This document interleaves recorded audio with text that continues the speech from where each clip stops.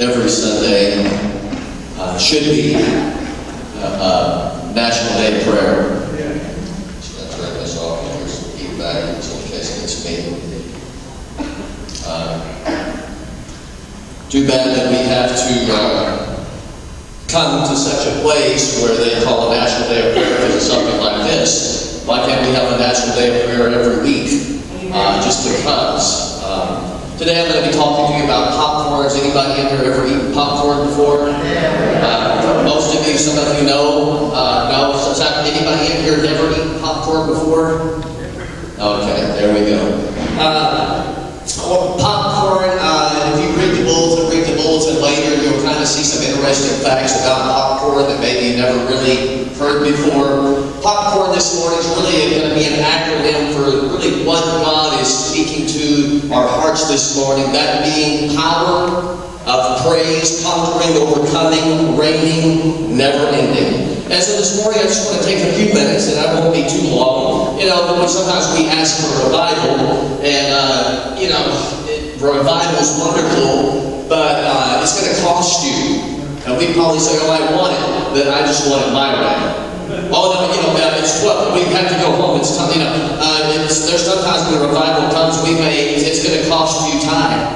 It's going to cost you fleshly things that you maybe want your flesh wants to do.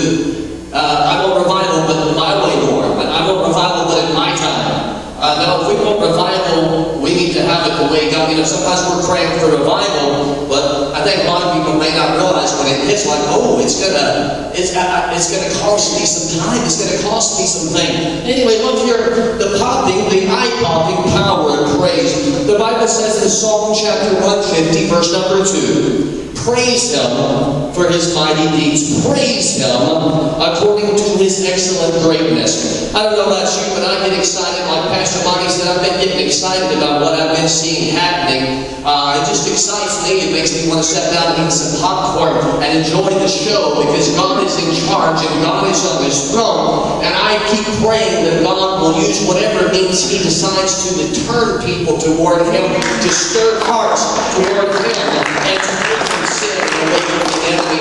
Prayer gets our focus off of ourselves and on God. People many times are operating in fear, and fear is really a perverted faith. They're believing, but they're believing the wrong thing. They're fearing, but they're fearing the wrong thing. God wants us to fear Him. He wants us to believe Him. And even in something like this, people will run in their emotions. But God wants us to run to Him. The Bible says in Psalm 95, verse 2 and 3, let us come into His presence with thanksgiving. Let us make a joyful noise to Him with songs of praise.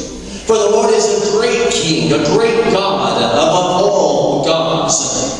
I want you to know this morning that there is great popping power in the joyful noise of praise. Amen. I don't know where you've been lately, and if you've been watching a lot of news, I encourage you don't watch it. Find out a little bit, but don't sit there and consume yourself with the world's consuming. No, popcorn's good if you eat too much. It's not that good. The Bible says honey's good if you eat too much. There's a balance there. But if you're spending more time watching the news and watching things than you are in the promises of God, you need to back up and get your priorities and feed yourself with the Word of God and promises of God. Praise and thanksgiving, it brings us into the presence of the Lord. That's where we need to be going. If you want to find safety and comfort, praise is it's a joyful noise like popcorn. I don't know if you ever hear popcorn popping. It's usually not like, oh, that's such a depressing sound. No, it's usually a joyful sound, like, oh, that sounds good, because you know you're about to eat it and taste that soft, warm grains of goodness. Praise is an explosive force of goodness, like popcorn is. Popping. Everybody say popcorn. Thank you. Praise praise defeats depression and sorrow and defeat.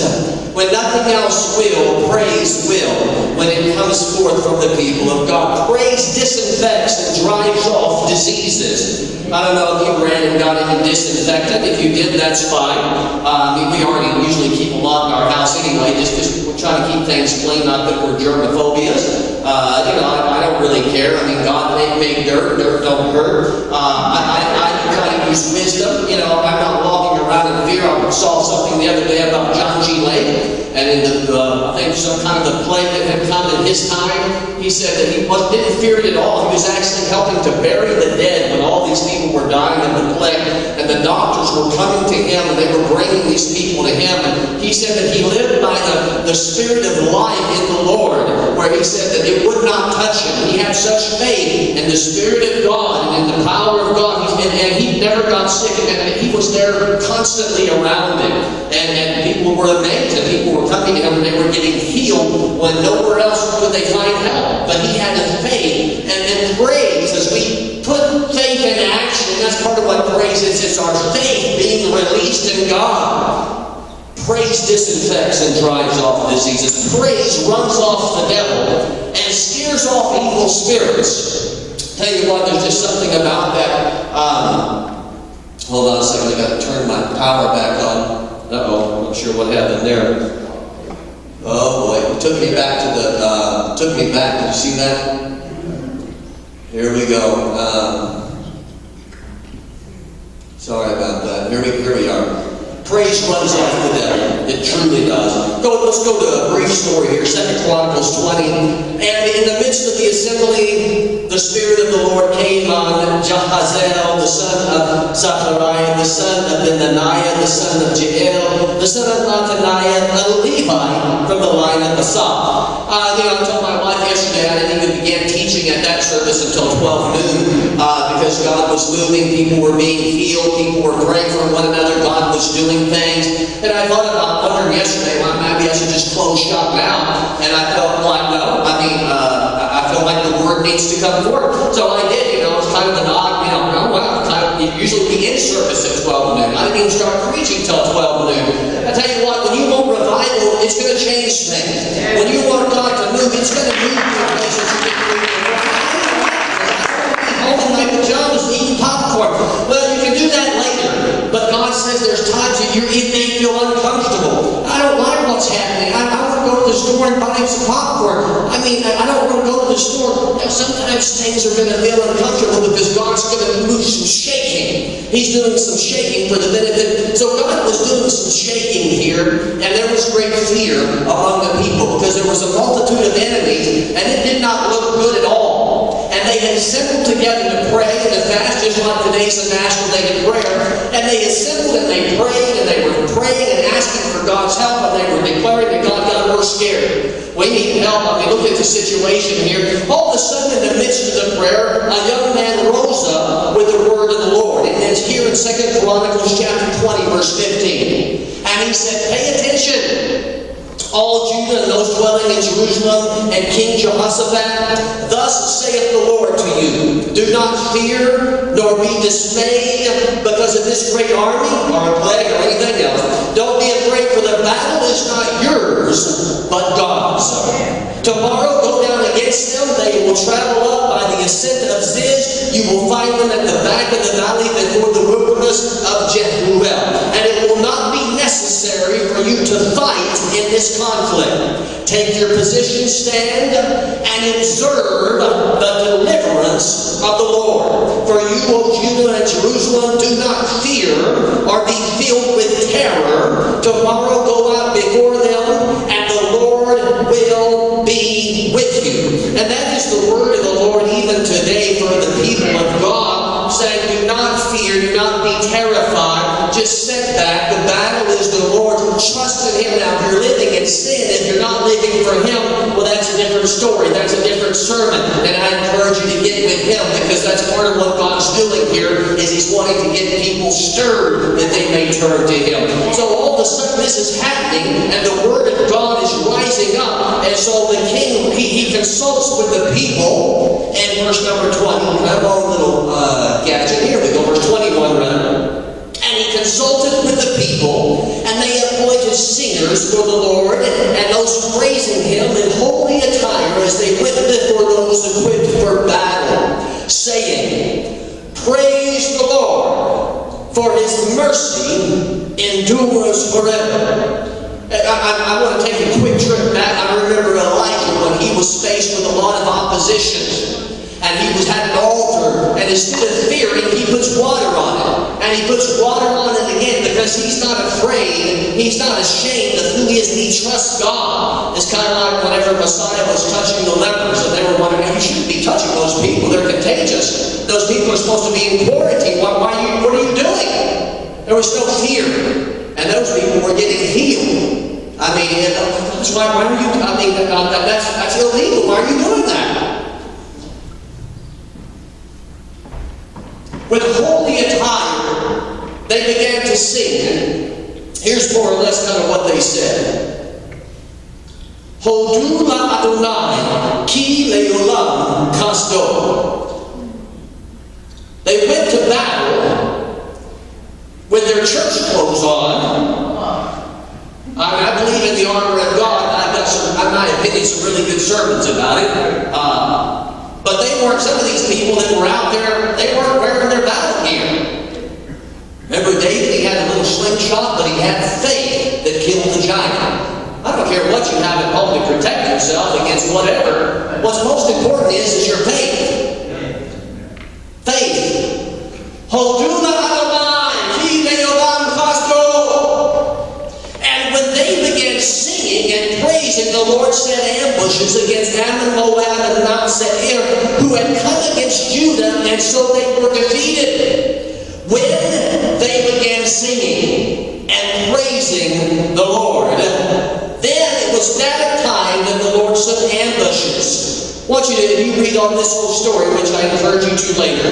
You still with me? I know your flesh is like, oh my gosh, why did I come here this morning? You know, sometimes at sporting events when things go in overtime, that should be the exciting time.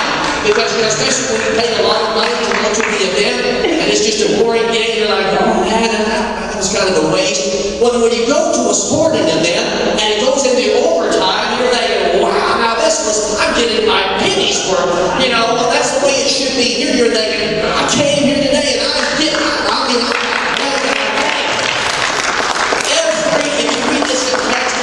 every single one of the enemies was defeated. Every single one. It took 3 days to collect all of the plunder, all of the goodies. It took 3 days of thousands of people gathering everything. I want us to picture that. It's okay. God, we're scared. It's okay. Stand up. God's got it. Just praise the Lord. That's it. That's it. Their praise was bold and it was very loud and it defeated the enemies. Praise is a holy weapon, an epic, eternal proportion. The power of praise conquering, overcoming, reigning, never ending. See, praise brings about victory, triumph, and abundant blessings. We should praise after the blessings come, but many times praise is kind of what opens the door for the blessings to come. I believe we should be praising God for His protection and be praising Him already in advance. I'm going to get ready to give it shorter, and as God gave this to me, He gave it to me already kind of short, just to let you know. So hang on to your popcorn there. Joshua 6:16, and at the 7th time, when the priest had blown the trumpets, Joshua said to the people, "Shout, for the Lord has given you the city." I want you to know that before that shout came, they were told to be quiet, because sometimes too much talk of negativity affects things. Too much talk of the wrong talk puts things in the atmosphere that shouldn't be there. There was a shout of faith. And this was a mighty shout of victory. It was a shout of praise. The shout of faith and praise will bring down walls of darkness. The shout of praise comes first, and then the walls fall. It's as though as if praise precedes the victory. Did you hear me? One last story. One last very quick story. I know that you probably know this. Acts 16:25. Paul had been beaten. He had been put in prison. Now that's church. We may be in church and think, woohoo, praise the Lord, that was a good song. That was some good dancing, that was some good shouting. And I love every word that everybody shared, and I hope everybody really took hold of some of that. And kind of like what Ruth was saying, it's not about this building. I mean, think about this. They were praising, they were delivering someone of demons, and they get put in prison, they get beat up. This is church. I mean, you might not think that, but we think, now that's what, and Paul may say, this is the church. And they were put in prison. And he wasn't complaining, he wasn't yelling, I mean, think about this. And about midnight, Paul and Silas were praying. What were they doing? They were praying. And not only that, they began singing hymns, and everyone began hearing them. And suddenly there came a great earthquake, like a popping of a popcorn, just exploding everywhere, so that the foundations of the prison were shaken. And immediately all the doors were open and everyone's bonds were unfastened. Now that was some church. I tell you what, the power of praise breaks bondage, opens doors, and sets the captives free. Amen.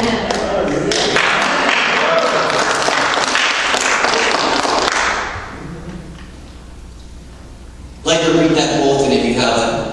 Because I usually try to, whatever article I give to Sister Nancy, who graciously puts that together, I try to just put something that I feel like relates to the sermon, but it's not the sermon. So it's a little something different that, that goes with this, that maybe God's speaking to you. Also, I want you to hear this last thing, and this is a little different. As you're looking for direction from God, whenever you're looking for people that have a voice in the land, thinking what's happening, what's going to happen, it may vary as to who's saying what. And then because there's different people at different stages of their lives that need to kind of get a little different direction. So it doesn't mean, okay, this person said this and this person said this is a little different. Well, even though it may be different, it's all from the Lord, and we all have to kind of digest it as we see fit in our life where we're at. Well, this person said do this person's saying this, and yes, and discern. There may be false voices also, and just discern as to what we're hearing and thinking, okay, because I'm out there searching too, just kind of wondering, what is the voice of the prophets in the land saying about the situation? And there's some interesting things being spoken about what's happening and what is going to happen. So I've got more to say, but I feel like I've said enough for you to, and I feel like enough has been said here today, that if we take hold of it, and if we never hear anything else the rest of our lives, and we just walk in what we've heard today, we'll be okay. So I just encourage you today, be blessed in the Lord. Do not walk in fear, do not walk by sight, but walk by faith, because we serve a big God who's much bigger, stronger, greater than any kind of virus that we may see. And God has a plan, and as Sister had said here, ask God and guide Him. God may have set this thing up. This may be a divine appointment, and whatever He's going to do. I mean, I say, God, use it however you see fit. If you want to be merciful and just start healing people all over and it just disappears, if you want it to increase to bring fear and reverence, I don't know what's going to happen, but I just pray that whatever it happens and however it works, that people turn to God and they see God's hand. And so the Bible does say, he that sows to the flesh, they will reap corruption. When you play, you're going to pay. And when a nation does not serve God and they allow things to happen, things are going to happen. And so that's why I believe we need to continue to pray for President Trump, that God guide him, and he becomes, and other leaders rise up and declare things like what he did today. I declare this to be a national day of prayer. So the day's not over. He didn't say I declared this Sunday morning services to be a 1 hour time of prayer. So I encourage you, as you have time and you see fit in your personal life, spend a little extra time in prayer today for our country, for our nation, and even for our city here. So God bless you. Thank you for letting me speak. So we weren't sure because of the time, but I appreciate you letting me kind of share a little bit this morning.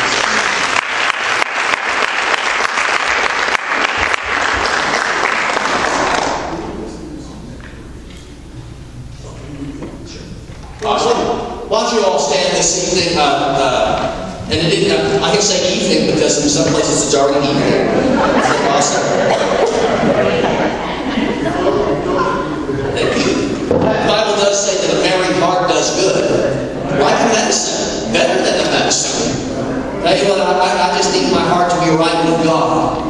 that's more important. The Bible says, why don't you declare with me, we are a chosen generation, a royal priesthood, a holy nation, a peculiar people that will show forth the praises of Him that has called us out of darkness and into His marvelous light. Hallelujah. Do you believe that?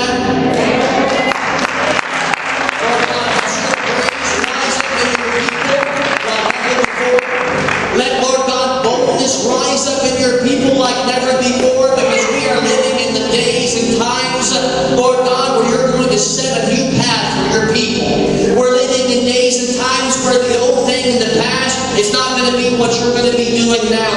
And yes, things are going to change in a way that you want them to go.